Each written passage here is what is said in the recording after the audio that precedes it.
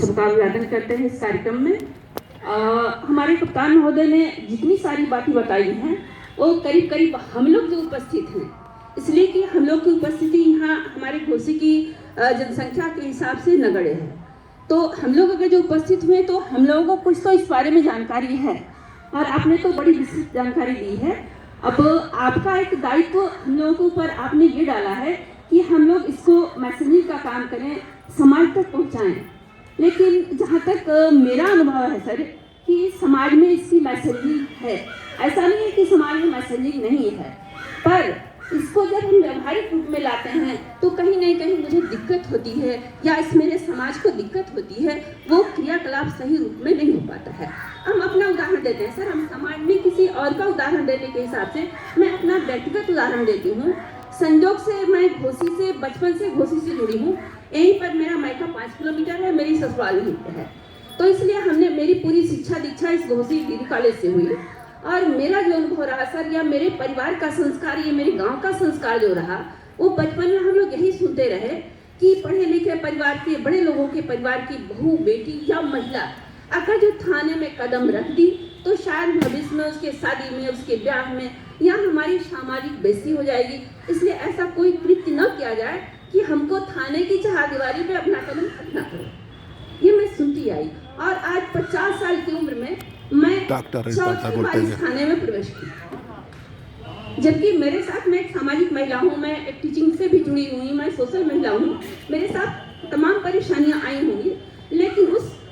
संस्कार को हम या सुसंस्कार कहें या कुसंस्कार कहें, हम आज तक अपने दिमाग से नहीं निकाला कि हाँ यहाँ आना चाहिए, खुल के आना चाहिए, अपनी बात करनी चाहिए। मुझे भी लगता है, मैं एक महिला हूँ, मैं एक अशिक्षित परिवार से हूँ, तो मुझे लगता है कि लोग मेरे बारे में कहेंगे कि अब देखो ये थाने का चक्कर लगाने के लिए, ये बनी हुई है टेंडेंसी मेरे मन में बनी हुई है और मुझे लगता है कि अभी भी इसको बहुत ज़्यादा नहीं निकाला जा सकता है, इसलिए कि अब तक इस तरह की जागरूकता नहीं थी। हम एक एग्जाम्पल देना चाहेंगे सर, मात्र 1.5 साल पहले का। एक बार रात के करीब 8 बजे मेरी बेटी बाहर जाने वाली थी पढ़ने के लिए, मुझे कुछ सामान की जरूरत थी, मैं यहीं पे छोटा सा मॉल है, मैं उसको लेके गई थी सामान। वो दूसरे काउंटर पे सामान देख रही थी, मैं अपना एकदम अपना एग्जाम्पल दे रही हूँ, और मैं दूसरे काउंटर पे सामान देख रही थी। बेटी के साथ कोई ये बतकता करता तो मुझे लगता कि हाँ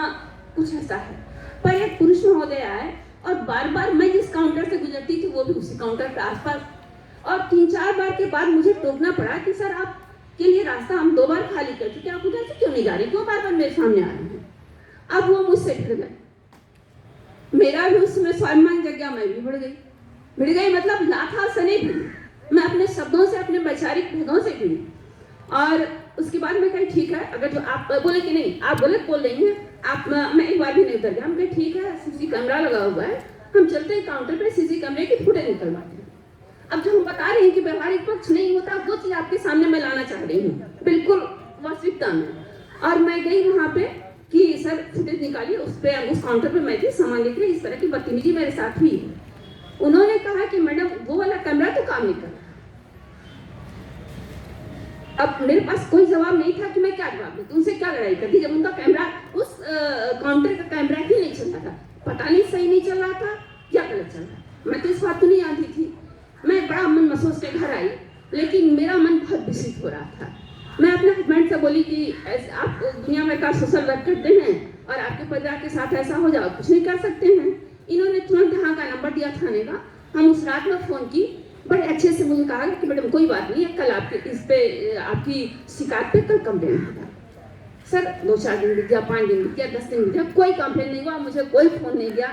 और संजोग बस एक इसी तरह से गिरकाज का कार्यक्रम था और हमारे यहाँ के थानाध्यक्ष महोदय संजोग से वहाँ पहुँच गए, मुझे भी वहाँ बुलाया गया था, हमने अपनी बात वहाँ रखी। उन्होंने इस बात को एक्सेप्ट किया कि जो हम कहते हैं वो व्यवहारिक रूप में नहीं ला पाते हैं, और ये सारी चीज़, मेरे कहने का एकमात्र तात्पर्य है सर कि ये सारी चीज़ें तभी संभव हो सकती हैं जितना बताया गया है उसका 10% भी व्यवहारिक रूप में लाया जाए। मात्र कहने का मतलब है कि अगर जो आपके पास हम यहाँ कंप्लेन लेके आते हैं या कोई आता है तो आप क्यों नहीं करते, उसका भी एक रीजन है सर। जहाँ तक हमने गेन किया है अपनी शिक्षा से और अपने अनुभव से, जब हमारी कंप्लेन आती है आप बिल्कुल तैयार होते हैं मेरी शिकायत करने के लिए, मेरी शिकायत पे कार्रवाई करने के लिए, लेकिन होता क्या है, समाज के कुछ लोग जिनको हम सिखा रहे हैं कि अपने बच्चों को भी सिखाना चाहिए, ऐसे कुछ लोग जो अपने बच्चों को या जो समाज में अपने समूह को बनाने के लिए किसी पॉलिटिकल पार्टी से जुड़ने के लिए, किसी और ऑर्गेनाइजेशन से जुड़ने के लिए, वो करते क्या हैं, अब उनके पास वो व्यक्ति पहुंचता है कि भाई मेरी तो कंप्लेन हो गई है, मेरी तो बड़ी भत पड़ जाएगी या मेरे ऊपर कार्रवाई हो जाएगी, अब हम क्या करें। अब वो मिशन या नेताजी हों या जो भी ऑर्गेनाइजेशन हो, वो सोचता है कि इसके पास 10 आदमी हैं, अगर मैं इसे पटा लिया तो मेरे साथ 10 आदमी खड़े वाले हो जाएंगे। अब वो क्या करता है कि वो थाने आता है और यहाँ पर पूरी शक्ति का प्रदर्शन करके उस कंप्लेन को रोक देता है। ये मेरा वास्तविक और मेरा अनुभव है सर। इस पे अगर जो कोई कार्रवाई की जाए शासन की तरफ से, हमारे प्रशासन की तरफ से, तो शायद इस पे रोक लगाई जा सकती है, वरना ये मिशन रह जाएगा, इसका कोई फायदा नहीं मिलेगा।